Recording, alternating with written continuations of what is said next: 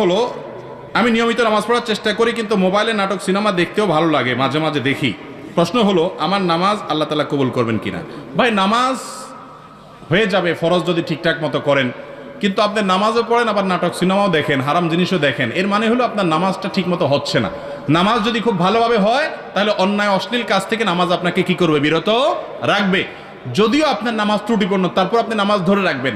ধরে রাখলে একসময় ইনশাআল্লাহ আপনি এই অপরাধ থেকে, পাপের কাজ থেকে, হারাম থেকে সরে আসার সুযোগ লাভ করবেন ইনশাআল্লাহ।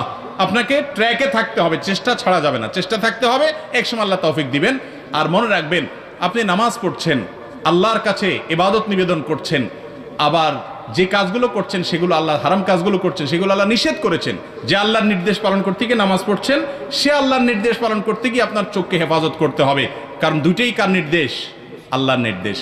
হারাম জিনিস দেখাতে সাময়িক আরাম হয়, স্থায়ী আরাম হয় না। চুলকানি